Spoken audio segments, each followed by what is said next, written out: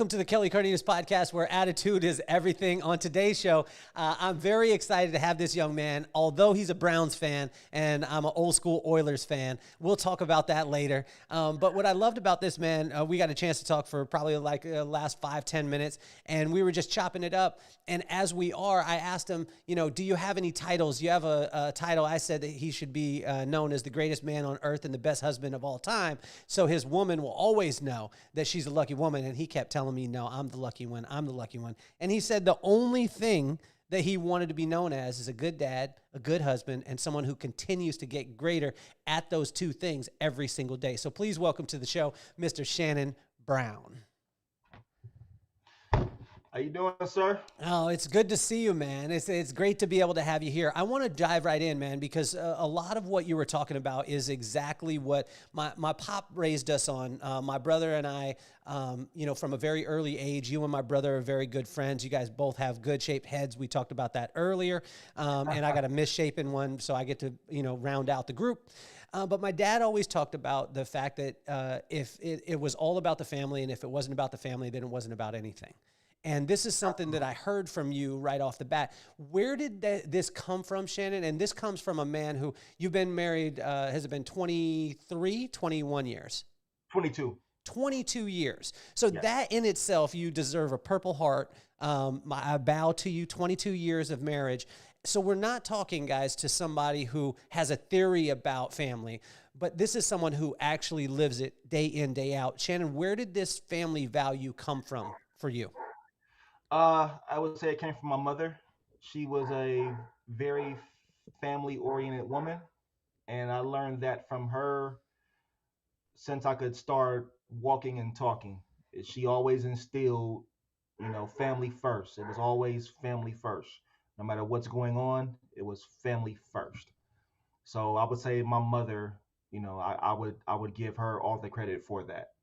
So tell me some of the things that at the time you didn't understand, but your mom pressed on you. I remember my mom grabbing myself and my brother and, grabbing us when we were fighting and be like, yo, and she wouldn't say yo, but she would say, hey, this is going to be the person that is going to be there for you for the rest of your life. This will be your best friend. Now, I was mad at my mom at the time because him and I are going back, arguing back and forth, and I don't understand it. But now I look at it and I'm like, I know, I understand now, Mom. What were some of those lessons early on that maybe you didn't understand that you understand now? What I didn't understand at the time was my mother always wanted us to check in with her on a daily basis, no matter what was going on in our lives. It was always check in with her, just to let her know, I'm sorry, that we were okay, no matter what we were doing, as long as she knew that we were okay.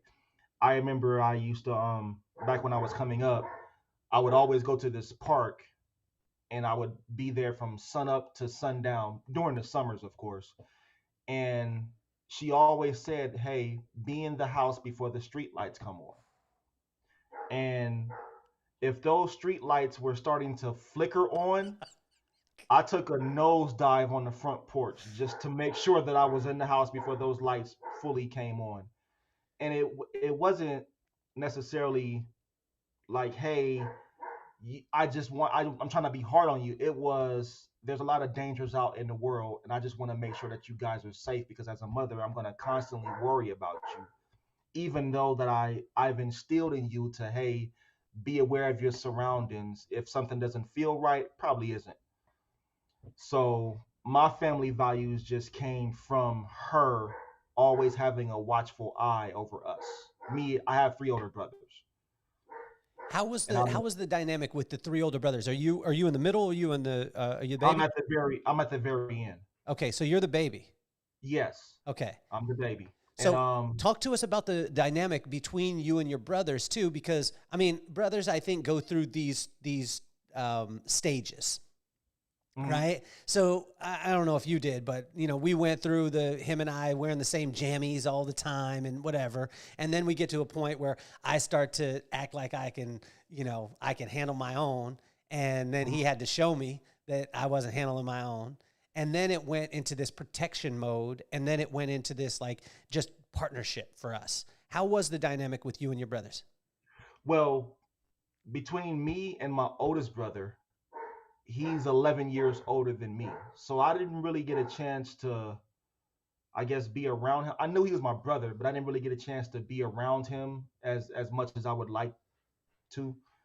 My middle brother, unfortunately, he was in and out of prison a lot, so I didn't really get a chance to spend time with him. And then the brother that's right over me, he's actually 7 years older than me.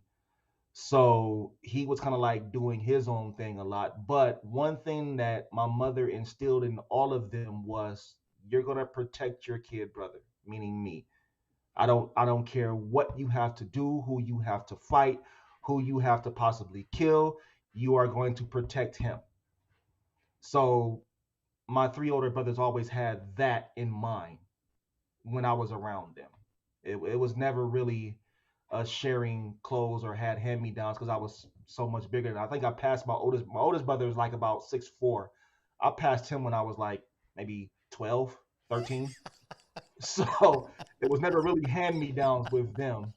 So yeah, I would say that was the dynamic between me and my brothers. They were always in protection mode with me from the When day I was born. Now, did that give you a little edge to you? Because I remember getting a little bit of an edge, being a younger brother, and then having really big friends.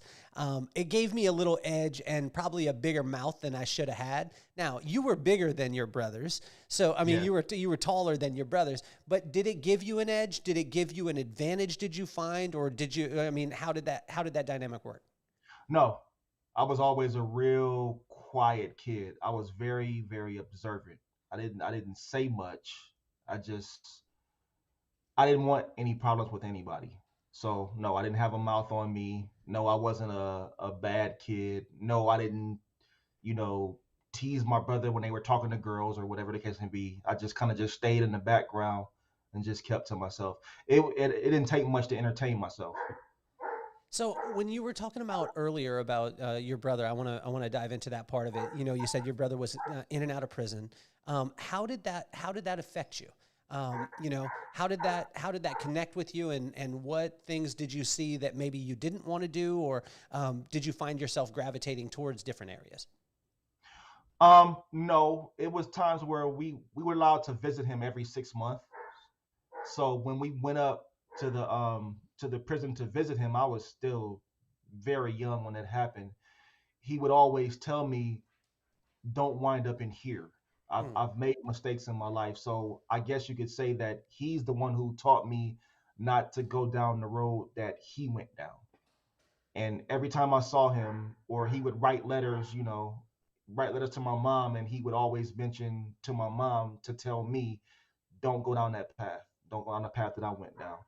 So the dynamic as far as that go, that just I learned that from him because he was actually there going through that part of his life.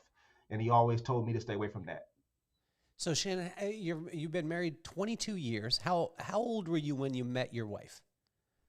We met in high school. We were juniors in high school. So I was 15. 15 years old. Yeah, yeah.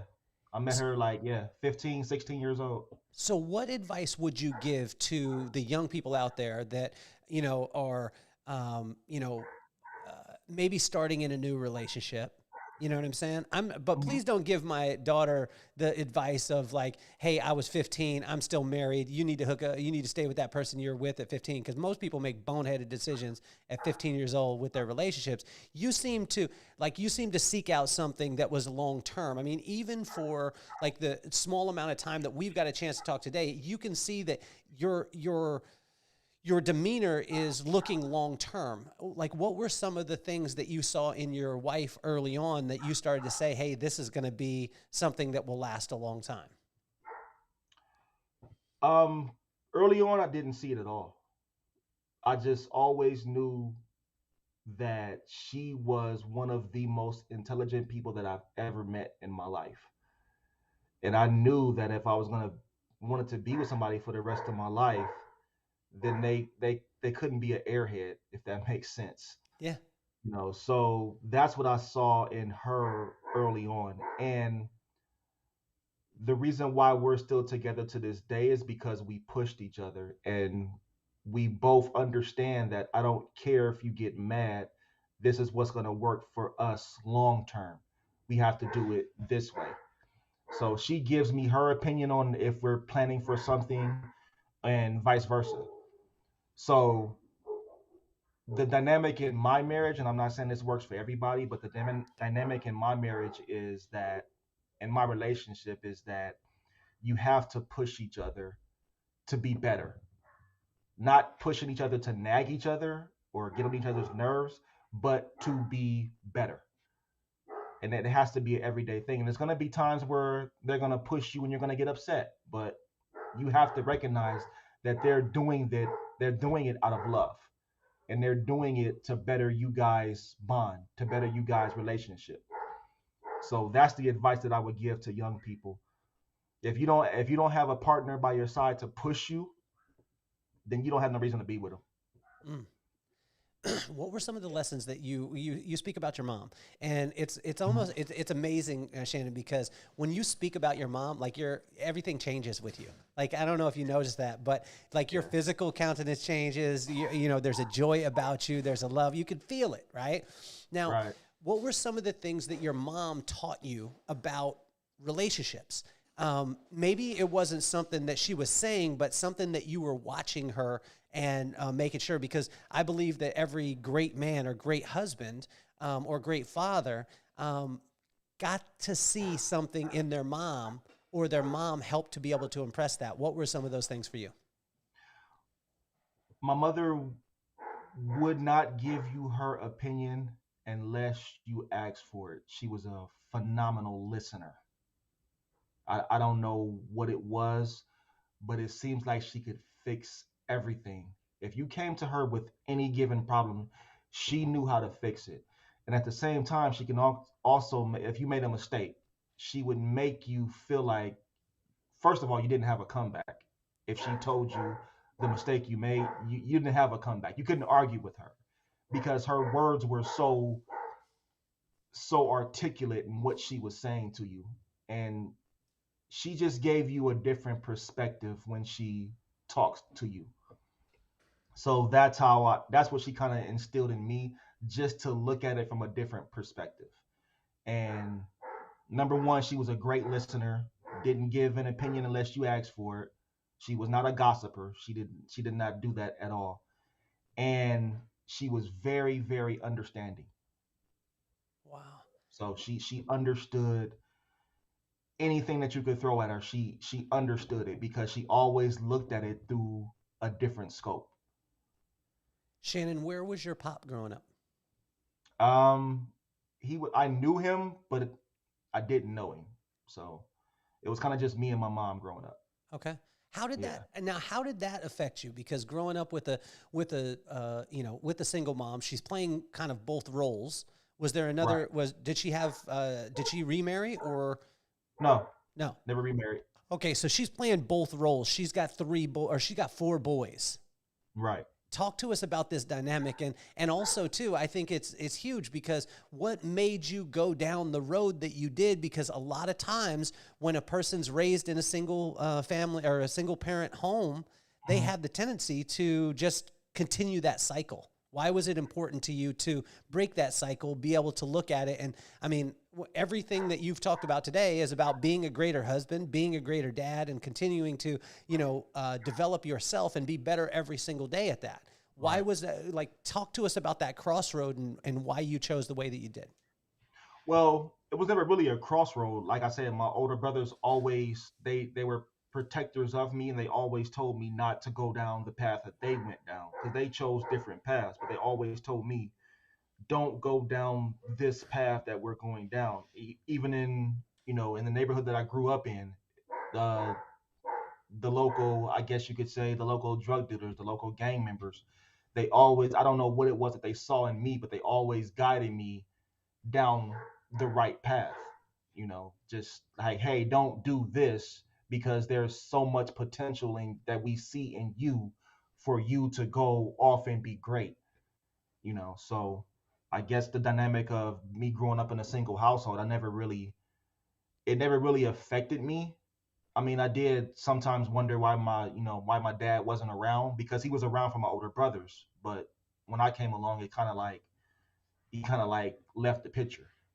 And every now and I would see him, like every few years I would see him. He would come around for a day or two, and then he was gone again.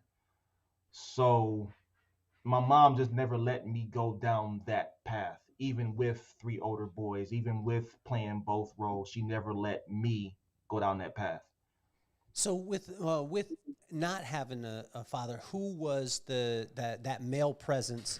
I mean, outside of your brothers, who was someone that maybe you saw that example wise, that you were saying like, okay, this is where I want to be, or did you even have one?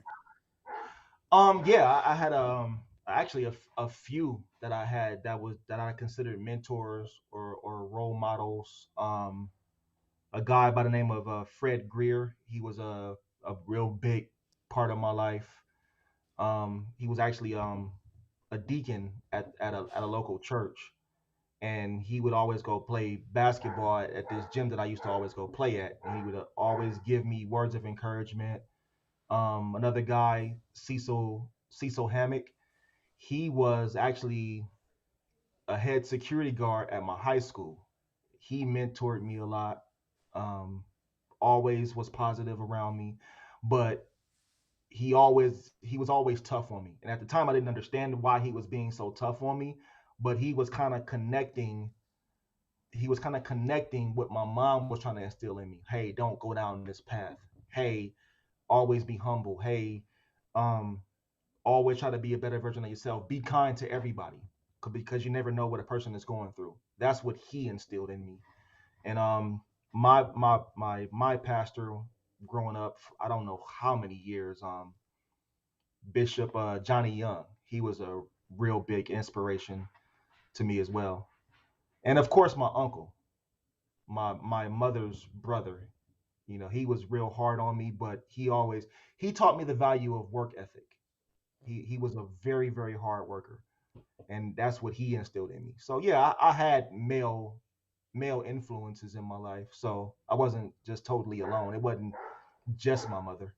So when you So when you talk about the people being hard on you, let's go into that and give me some detailed parts of it, and let's get specific on it, because a lot of times when with our generation, we talk about like some of the kids, and a lot of times the word soft will come out, or I had to go through this, or these things were hard. You need to understand what life is, but it's a different generation, right? And I think every yeah, generation says it to the next generation, like, you don't know what I went through. Talk to right. us about some of these things that these when these people were hard on you, or when say like with your mom, she had discipline. What were some of those things that taught you the lesson specifically? Well, I can give you an example. Um, the head security guard that I was talking about, Cecil Hammock at my high school.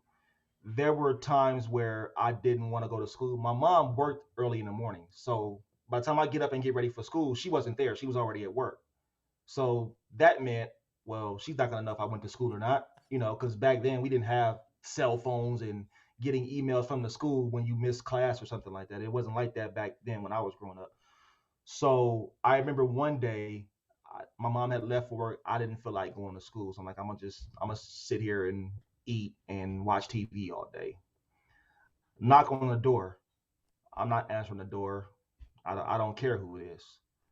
As the knock got louder and louder, now I'm thinking like, oh, what's going on? Something is going on. I open the door, and there is Mr. Cecil Hammock standing there, full security guard uniform.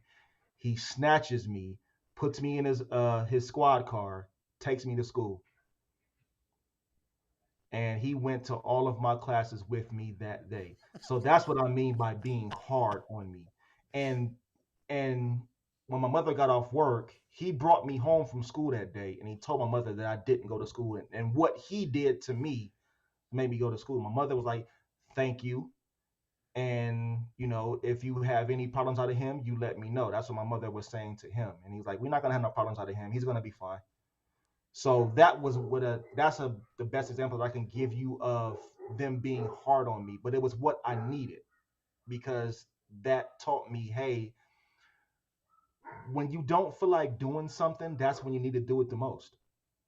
And I try to instill that in my daughter because there's days that she doesn't want to go to practice, and I'll tell her right now that you don't want to go. It's going to probably be one of the best practices that you ever had Mm. because you don't want to go. So it was more so just work ethic and not getting complacent in everyday life. So Shannon, talk to us too. Like for those of you watching, you can see Shannon, but for those of you listening, Shannon is 6'7". He said 6'8" on a good day, right? Yeah, And yeah, so there's expectations that come with that, right? There's right. expectations of certain areas, and but not every. I think a lot of times people almost slip into a, whether it be a kind of a depression, or they slip into beating up on themselves when when things don't go exactly the way that they think they're going to go. Hmm. You were an athlete early on. Your sister had a conversation with you that kind of changed things for you, and changed things for you on a amazing level. Can you Right. talk to us about some of the expectations that come with? I mean, some people are like, "Oh, well, if I was 6'7", I would do X." But Yeah. you know what I'm saying? Can you I get talk to that us a every little bit day. about that? Um, the expectation that I put on myself was I'm going to the NBA. I'm gonna make $100 million in my first year in the NBA. I'm gonna average like 1,000 points a game. I mean, that's how I thought, when I was coming up. That was it. I had a conversation with my sister-in-law. I remember I was getting ready to graduate high school, and I had a conversation with her, and she said, "Hey, basketball might not work out." Now, when she initially said that, I kind of looked at her like, "Oh, you're just a hater. You don't believe in me." And that was kind of it. I was kind of upset with her, but then I thought about it like, "Well, what do you mean?" And she was like, "I'm just simply saying if basketball don't work out, what is your backup plan? Do you have any life goals besides basketball?" And from that moment, and when she said that, I started thinking like, no, I've never really thought about anything else but that one thing. So the conversation kind of just went on, and she's like, "Hey, what are you interested in as far as work go?" And I didn't even know back then. And she actually encouraged me to get into truck driving. Mhm. She told me to get my commercial license. She said, "You will never be without a job. Even if you get this license and you never drive a truck, at least you'll know you'll have that as a backup plan in case basketball don't work out." And I think that conversation changed the direction of my life completely. Mm. I'm still a truck driver to this day. I've logged over 2 million miles since I've been driving. Started driving at 19 years old. I am 46 now. Yep. So Shannon, So, Shannon, talk to us too about let's go into dad mode, right? And okay. it's different because when you're at home, when mom leaves for work like she did, you've got your Hmm. cereal. I know you had cereal at the time. Oh, yeah, yeah, Right? yeah. You had your big Big bowl of Lucky cereal. Charms guy. Big Lucky Charms guy. You had your big bowl of cereal, and you were like, "She ain't never gonna know. She ain't." And then you got snatched Absolutely. up by the security guard. Talk to us about the difference now and what you view being a dad in the type of situations, right? And the things that you have to go through, right? And there's times where you want to teach your kid a lesson, but there's other times where when they say something or do something, do you want to laugh? I mean, because like my son said to me this morning, Shannon, he asked me a question and I stuttered a little bit. I was like, well, and he looked at me. He was like, "Today, Junior," and and I about, I Right. about fell out my truck, man. So Yeah. talk to us about the different viewpoint of being a dad now from being that kid that was eating Lucky Charms and getting snatched out your house.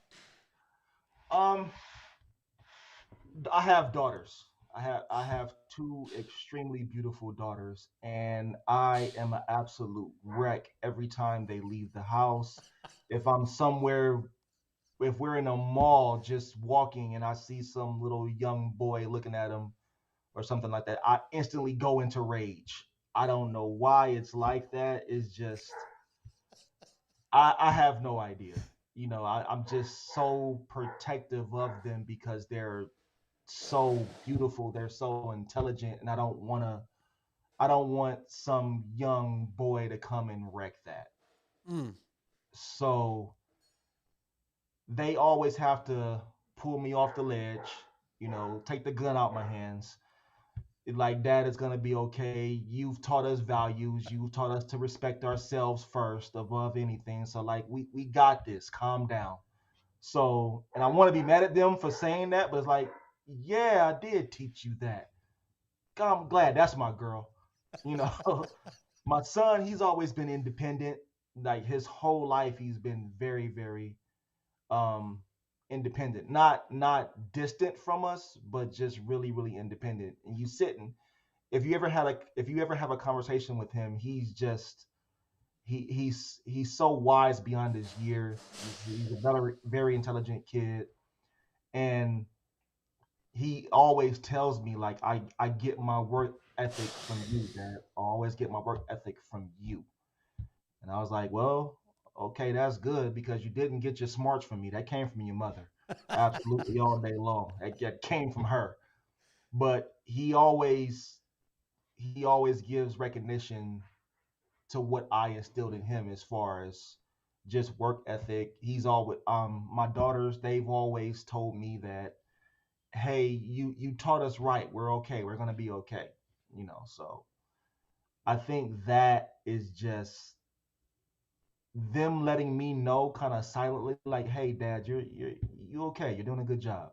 Like, don't get down on yourself. Because I am the worst person.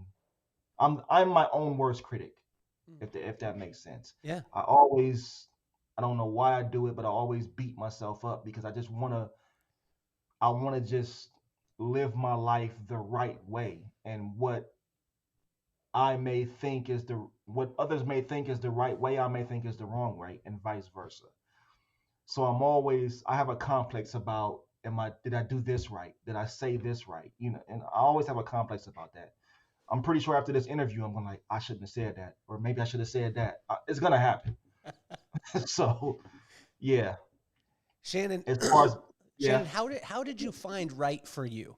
Right? Because I think this is a huge thing. I mean, we all have different lenses in life, right? And I Hmm. believe they're developed by our environment, a lot of times by the people that are around us. Sometimes it's innate. Like there's personality traits that we have that are just born into us. But a lot of times it's environmental, and things that so what developed right for you, right? And so when you think about like I want to do the right thing, what developed that for you and how did you find that? um I was always a person who believed that be kind to everybody because you never know what they are going through. I had a very, very good friend of mine who actually committed suicide. And looking at him, you wouldn't even know that he was going through something. But he was fighting, personal demons internally, and he never brought it out. So I would always I learned from an early age to just always, like, a simple hello could change a person's whole day, you know. So I always try to just treat everybody that I come in contact with just with respect, try to get a smile out of them, even though there was times where I didn't smile, that I was going through something, but I would always try to make sure that everybody around me was okay. Like, hey man, how you doing? Do you need anything? And I'm not the richest guy in the world. I'm probably not even the richest guy on my block, but I always was I always reached out to people around me like, hey, are you okay? Do you need anything? Just checking on you. Just things like that. So I would say me just being aware that you never know what a person is going through. So always try to be kind. How old were you when that friend took his own life? This was actually about 3 years ago. But let's Yeah. let's backtrack then, though, because your kindness didn't start then. I mean, it obviously it No, showed it it did not. showed that part. Talk Yeah. to us about why kindness is so important and why it was so important to you. And when I say this, Shannon, every story that you've told us today, it relates back to kindness. It relates back to you contributing to everyone else around you and making sure that everybody is good. Like, Right. help us to understand Like, can you construct that? Was that born in? Is that, I mean, was that lessons from mama? Was that lessons from brother, from everyone around you? I mean, why was kindness so important to you? My mother. It came kindness came from my mother because again, like she instilled in me that just make sure everybody around you is good. And even if you're having the worst day ever, just make sure everybody around you is good because you don't know, you could be having a bad day, but you don't know who else having a bad day and they might take it to the extreme like my good friend did. Mm. He was having a bad day, he took it to the extreme. So in saying that, it was just be kind to everybody, no matter what, even no matter how your day is going, just be kind to everyone. So I guess that's the best way I can answer that question. Yeah, yeah, yeah. So let's switch gears into into being husband, right? You have Mhm. said multiple times, and even before we were recording. So your wife, what is your wife's name? Leslie. Leslie, I want you to know that he was saying this before we actually started the show. He was saying how lucky he was. He was saying that he outkicked his coverage. He didn't say that thing. I'm saying that thing. Because Right. what I hear about you, Leslie, he outkicked his coverage, and that is the greatest thing as a man. If I could give any advice to a man in a relationship, is seriously just marry up, because then you're grateful every single day. And it seems Absolutely. like that's what happened. Talk to us about how to stay married for 22 years. There is going to be days where you're going to absolutely just not like your spouse, but that's okay. Just know that they got your back and vice versa. So that's what I've been doing for the last 22 years. Even days where I'm just absolutely furious with her, I know that she has my back. I can wake up in the morning and just look at her in disgust, and she's like, "Okay, I'll see you later. What do you want for dinner?" And then in that moment, it all just goes away. You know, it's like you're angrily saying, "I love you," Mm. if that makes sense. Why is this so important to you, Shannon, to stay together? Because a lot of times people will get mad, right? They'll get mad, or they'll get angry at something, or they'll hold on to something, and then they'll be just like, you know what? I could go and do this better. And I'm like, I, for me, my wife told me right off the bat, she was like, look, there is no option. You ain't going nowhere. So, you know what I'm saying? So it made it very simple. She's like, Right, right, I got sharp instruments. You know what I'm saying? Like, you are not right, going anywhere. But right. why is it so important for you to stay together, right? Um, because there's so many times, I mean, you look at the divorce rate in America, you look at people that were like, oh, I wasn't happy, so I need to go do this. Talk to us about that. Well, sometimes the grass is not greener on the other side. People think it is. It is not. Um, what has helped me was, again, when we were talking earlier, I'm a real big believer in becoming a better version of yourself on a daily basis. She helps me do that because nobody can just become a better version of themselves alone. It, Mm. it it takes help. It takes other people around you. It takes, you know, people's energy, and how they project that energy onto you. So with her, she's constantly helping me become a better version of myself, and it's been that way since high school. She's always made sure that I was good. She always made sure that, like, hey, how can I help you through any given situation? She's has always been that way since the day I met her. So that's why I'm still married, because that's important to me, that she's my partner and that she's pushing me to be better. Two You part, know. two part question here. Number Okay. one, when you were before you were a father and you would see kids and you would be like, my kid ain't gonna be like that. and then you became a father and your kids were like that, which all of us, we all go through it. I remember seeing kids yell in the store and being like, my kids are going to be soldiers in line, not talking about anything. And then, and then I became a dad and my kid would scream in the store and I'd be like, I became what I said I wasn't. So all you single people out there without kids, don't be judging parents before you have kids, because you don't know. Okay. What is that thing, Shannon, that you said, my kids ain't going to be like that? And then what was the biggest misconception you had about marriage that you got taught the lesson in? Well, the biggest misconception that I had about marriage is, like you said, the divorce rate in this country is so high. So I believed that I wasn't even going to get married, that I wasn't even going to have a family. I really believed that because I just, from what I saw in society, that it just didn't work out. So I'm like, I don't want to even go down that road because it's not going to work out anyway. So why go down that road? You know, so that's the biggest misconception that I had about marriage and having kids. But I never really saw a kid like in a store acting out or anything like that and said my kids are not going to be like that. It was more so like, why is that kid doing that? I would just think to myself. It wasn't like, well, when I have kids, you're not gonna do. Nah, it was more so like, aren't you gonna do something?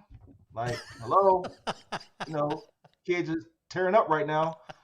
So it was more so that. And then most of the time, I would be out in a restaurant. This is before I had kids. I would be in a restaurant, and the kid would just be acting up.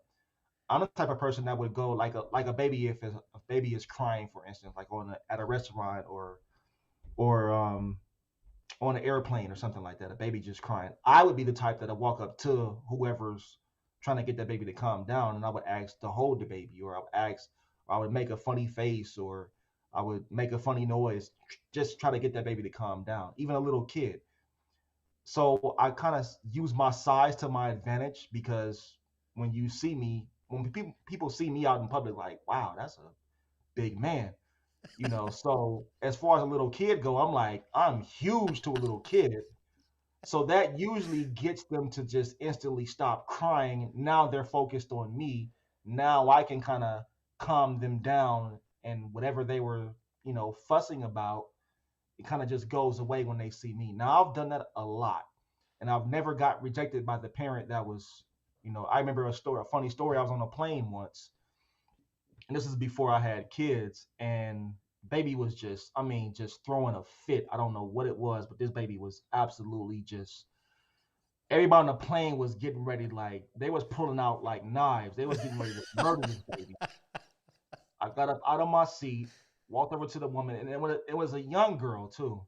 And the look on her face was just like, oh my God, thank you so much. I asked to hold the baby. I put the baby in my arms, and this is before we even took off. And I was just walking up and down the aisle, and the baby was just so quiet. Now, the problem with the baby was she didn't know how to burp the baby. She was a very young mother. She didn't know how to burp the baby. She had fed it, but she didn't know how to burp it.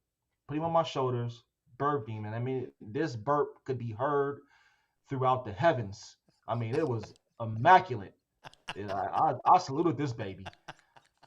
Gave her back to the mother. The baby instantly went to sleep. And the whole flight, you heard the baby snoring.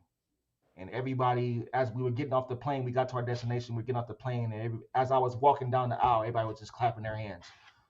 Like, just amazing. So as far as the dad thing, to make a long story longer, that was how I was before I had kids. So I always had in my mind, like, I'm gonna try to be the best father since the beginning of fathers. That's how I was. Well, Shannon, you're better than all of us, right? Because and if you're listening out there, you hear the kindness in his voice and you hear it's coming right from his heart. If you hear my voice, it's coming from judgment. Like, I was that judging dude that was in the supermarket talking about, like, why don't you discipline your kids? What's wrong with you? You must not have good family values. And then I had kids. And I remember, people telling me, and especially I love it now, where people would be like, yo, I can't believe you would let your kid be on a device or look at an iPad. And I was like, are you kidding me? Those things are from heaven. You know what I'm saying? Like Right. God created Absolutely. gave the 10 commandments, and I swear he gave an iPad too, to make sure Right. that your kids were going to be okay. So, Yeah. For me, it was Xbox. Xbox was heaven for my kids. It was Xbox. I'm like, oh yes, I'm getting. I don't care how much it costs. I'm getting this. Yeah. so now, Shannon, how was it for you too, being a dad where, you grow up single mom, four brothers, you probably don't grow up with every single thing that you want in the world. And, cause mom is working super hard. She's Mhm. doing this. Now you're at a point where if your kids ask for something, you could get it, but now you have to say no because you want to teach a lesson, not because you have to. Talk to us a little bit about that. I never said no to my kids with anything that they wanted. I always said work for it. Mm. You know, do things around the house. Hey, go wash mom's car. Go make sure the kitchen is clean. Walk the dogs. I'm a super dog lover. I have 5 dogs. So hey, go walk the dogs. Just to do things to make to make money for what you want. I would never just go out and get it for them. Mm. It was never like that. It was always, hey, you want it, great, work for it. I'll get it for you if you do X, Y, and Z. How were you able to navigate that though? Because in the area where you live, I know where you live, and in the Hmm. area where you live, most of the parents that are around in the area where you live are not saying like go work for it. Well, I can't speak for the parents in the area that I live in. All I could do is just speak for my household. And my household is my kids went out and worked for it if they wanted it because they knew that I wasn't just going to go get it. You had to work for it. That bottom line. If you didn't work for it, that means you didn't want it as bad as you thought you did. So I talk to us too about sports. So your daughters are high level sports. Playing Just soccer. just just one. And playing soccer, doing amazing things. Talk to us about the intrinsic value of those sports, because a lot of times it's not just about scoring goals or playing at a high level or anything like that. It's the camaraderie, the team aspect, the knowing how to be able to connect with other people from other areas, things like that. Why? Mhm. Talk to us about some of those advantages. Um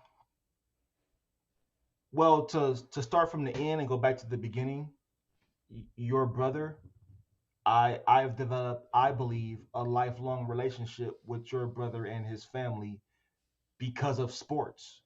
Just because that your niece and my daughter have something in common, that brought me a lifelong friend. Mm. Just that little nugget right there. Going back to the beginning, my youngest daughter, she's the only one that plays. My son and my oldest daughter don't play sports. But my youngest daughter, this whole thing started was she just wanted friends because we had just moved out here to Las Vegas. She didn't have any friends. She was young. She was maybe like 3. Yeah, like 3 years old.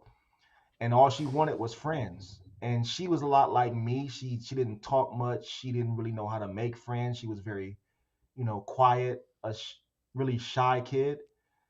At her preschool, there was a set of twins who played soccer. And she didn't know anything about soccer. Me and my wife didn't know anything about soccer, but they invited her to come out and play on their soccer team. She got out there, and I don't think she even cared about soccer. It was just more so like, hey, I made friends. I made 2 friends. They were twins. So she's like, I made 2 friends. I'm in heaven right now. This is all I need. As time went on, she started getting good at soccer. And it's like, hey, maybe I can actually go somewhere with this. So then as she got older and we started progressing along, she started getting an interest, in and people started showing interest in her. And she liked that because remember, all she wanted was to make friends. So now because she can do this one thing so well, she's making friends, which is all she really wanted. So as time went on, she like, hey, I have more friends that I could ever ask for. Some of them being lifelong friends, and the spirit of just being around, like bus rides to go to play another team, something like that.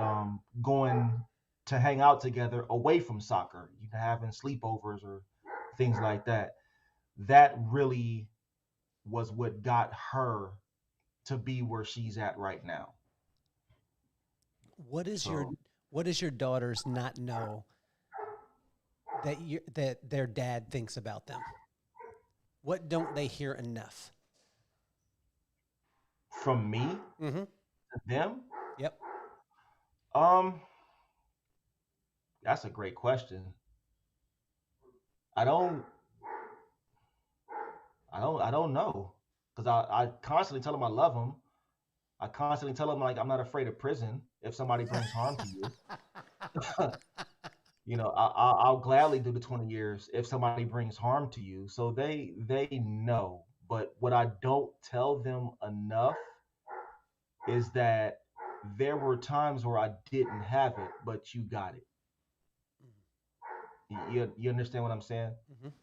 Tell me more So about that. Tell me more about that. I never let them know that I was struggling with in certain things, because there's just some things that your kids shouldn't know about you. So if I was struggling and they needed something, you know, um, it was one point to where back in what was that, 2007, 2008, around that time, and I had no idea how we were going to eat one night, because I got laid off from my job, so no money was coming in. I didn't know how we were going to eat. So I remember I had wind up. I grabbed a bucket and a rag and some armor all, and I knocked on at least like 50 doors and just asked could I wash their car to feed my family. So that's something that they never knew about me, that I didn't want to tell them. They just knew that what I had to go through earlier that day didn't relate to them eating that night. You understand what I'm saying? Because I Mm-hmm. made enough money to buy us groceries for like a week. So they never knew that struggle that I went through in those couple of days, that the result of all they knew is that we've always had. We've never been without. Wow. So that's what they don't really know about me, that I don't tell them. So yeah, Shannon, what does your wife not hear enough from you? enough for me.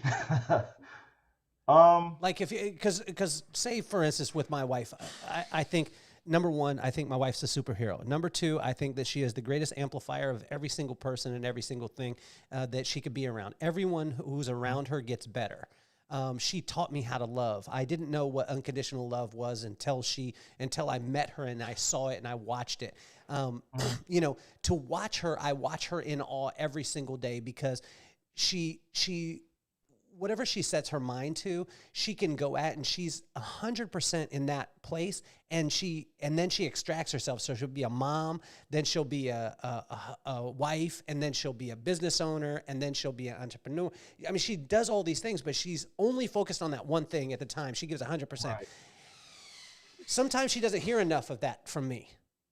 right. Sometimes so what are some of the things that your wife does not hear from you enough that you're constantly thinking and seeing in the way that you view her? But what are some of those things? Non-stop work ethic. I mean, she is mother, wife, educator, mother, wife, educator, mother, wife, like 24 hours a day. She is that simultaneously. And I don't tell her enough that I need to start telling her, now that you said that how proud I am of her work ethic, how proud I am of her just being who she is as a wife, as a mother, as an educator, because she teaches at the local high school where we live.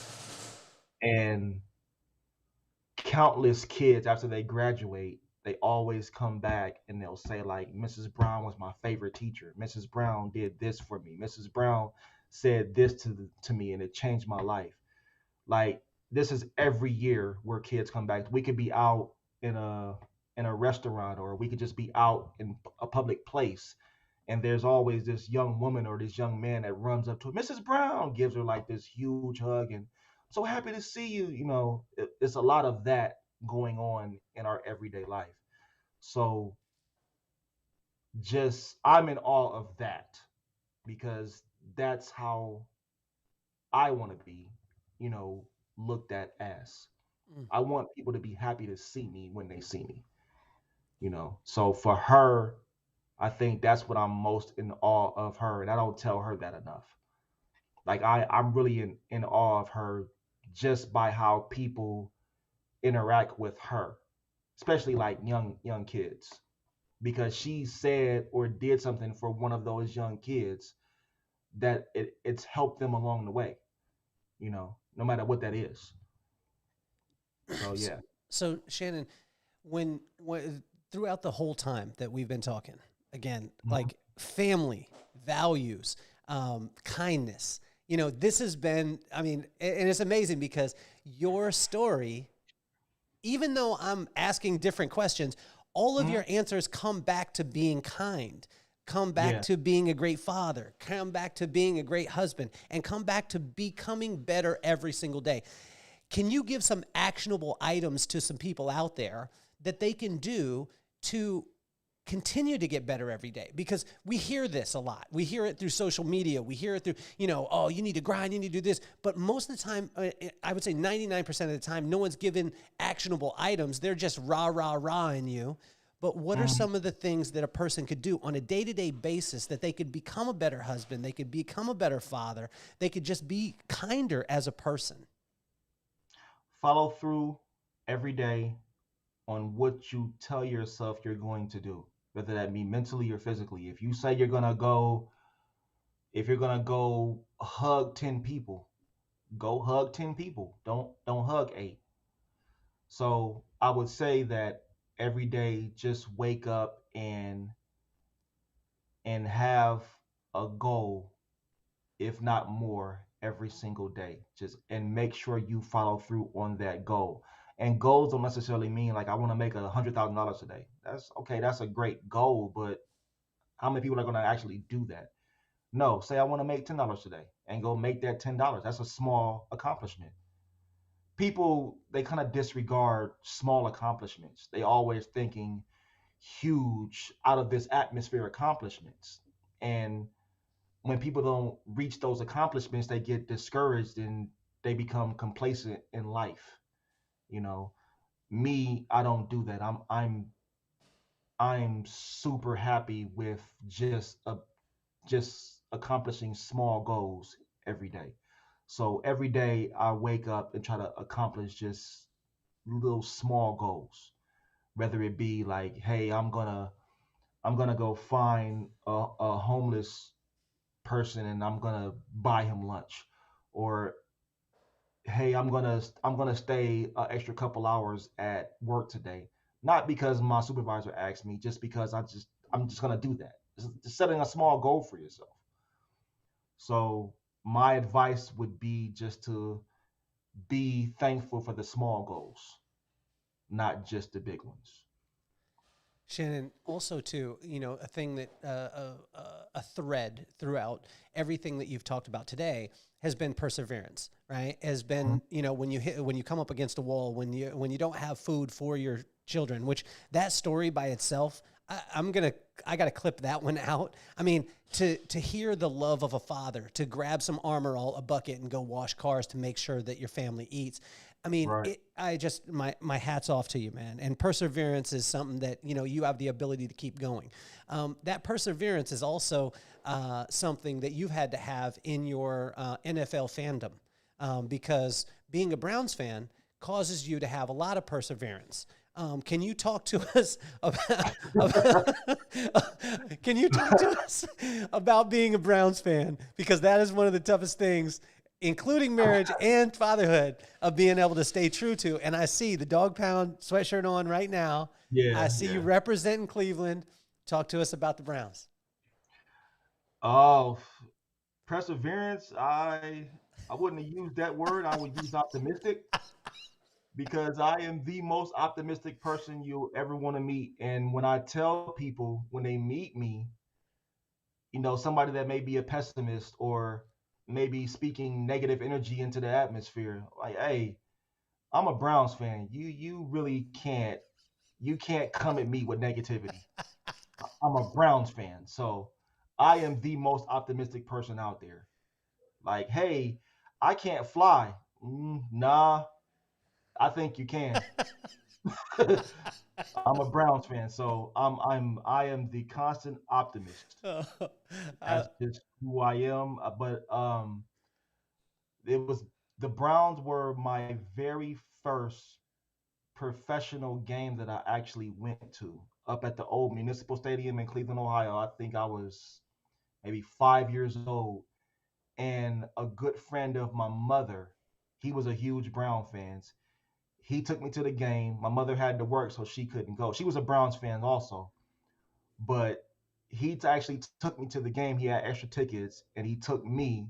Mother couldn't go, and I walked into that stadium, and I just saw the people and the joy in everybody's hearts and the happiness. When the Browns scored a touchdown and when they made a good play or anything like that. And from that day on, I just fell in love with them, and it's been that way ever since. And I've been through a 0-16 season. I've been through Red Right 88.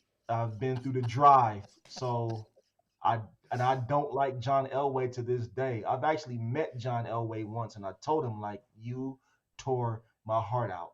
I despise you. I respect you, but I despise you. And he just kind of just smiled like, oh yeah, nice to meet you too, and walked away. But yeah, I'm very optimistic about my team, but I love them to death. Even right now, with the departure of OBJ and Baker Mayfield having his struggles, that's still my team, regardless. It's still my team. well, I have so much respect for it.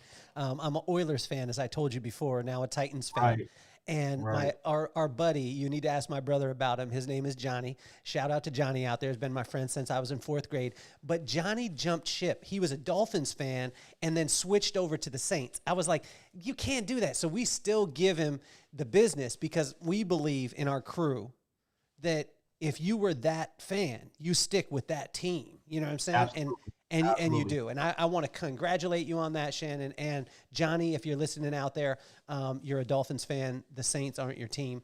The reason why I started the podcast, Shannon, is because of iconic people like yourself. And the reason why I say this is because I wanted to take iconic people like yourself and I wanted to show my kids that being an icon in life was not about, being a superhero. It was about an amazing attitude and phenomenal work ethic. And I Right. wanted to show my kids that if they wanted to be a phenomenal father, mother, husband, an incredible friend, that it just took the right attitude. It took work ethic. And I wanted to be able to show them people like yourself. So what advice would you have for Maddox and McKenna? Maddox is 10 years old. He's my son. He's like marches to the beat of his own drum. This kid is like, he woke up the other day and he jumped out of bed. He said, I did it. And I said, what'd you do? And he's like, I woke up. And so that's his Yes, spirit, yes. right? And then I got That's a small goal. my daughter, who is the artist, the feeler, the lover. I mean, her heart, she just lights up the room. Mm-hmm. So, and she's 12 years old.